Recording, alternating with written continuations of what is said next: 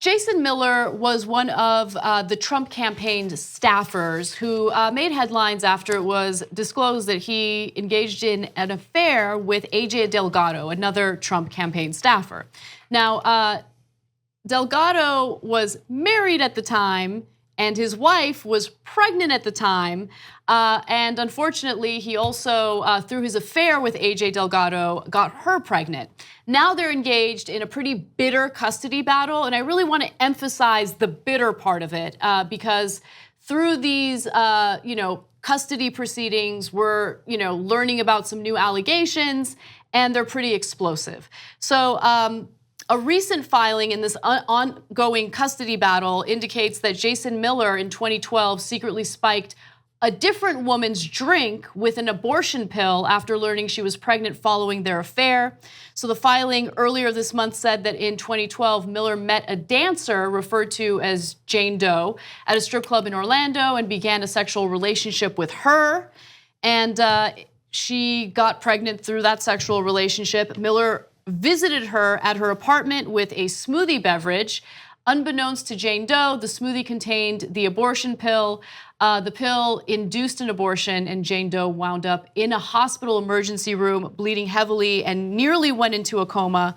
The unborn child died. Jane Doe herself was hospitalized for 2 days, the abortion pill possibly reacting with potential street drugs in her system at the time that she drank the smoothie. Now, again, these are allegations that were listed in the filing in the middle of this custody battle. But if these are proven to be true, prosecutors should go after him with criminal charges. I mean, that is not a joke. No, that's terrible. The fetus did not survive, and the woman was seriously hurt. If the allegations are true. On the other hand, if they are not true, Stephen Miller should sue for defamation because there is no clear, if they're made up entirely, there is no clearer case of defamation in my mind. So it's impossible to know. So we do know Stephen Miller's proclivities when it comes to getting people pregnant. I always remember Tracy Morgan's routine about somebody's getting pregnant tonight. No, unless it's, I said Stephen, sorry, it's Jason Miller. Sorry about that, Stephen Miller, and that's not a guy I normally apologize to. But anyway, so in the case of Jason Miller, no, several people are getting pregnant tonight. Okay, yeah. So that's what we know already about his wife and his relationships with Delgado. But this is a different story. And in this story, he claims vociferously that he did not do it, that the allegations are completely made up, and they don't have a person that, he says, I was not at a strip club, I never met anybody like that, the story's made up out of whole cloth. So just because, don't get me wrong, I don't have the Trumpian standard of, he denied it strongly, so it must be true. No, I don't know, I have no idea. So this one should go to court either way. Yeah, absolutely. I mean, the thing is, okay, so this isn't a filing, and I don't want it to be something that just lives and dies in a custody battle. I want it to be something that's actually looked into, because if it's true, think about it. He slipped a drug that could have killed someone into a smoothie.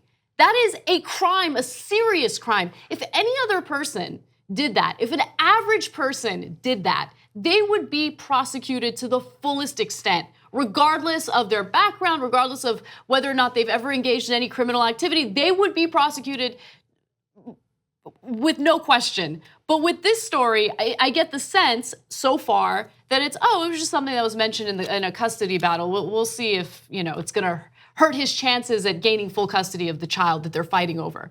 No, it's more than that. It should be more than that. By the way, yes, Miller denies it, but he also said something fascinating. He claimed that there was a reporter who Delgado attempted to involve in her continuous attempts to smear me, and that person had already disproven her allegations. And so the reporter responded to that and said, he's talking about me. So Yashar Ali is the name of the reporter, and he says, Jason is referring to me in this tweet. I have not disproven such claims, and to say so is inaccurate. The only way to disprove such a claim is to definitely prove that Jason was not in the state of Florida during the time period.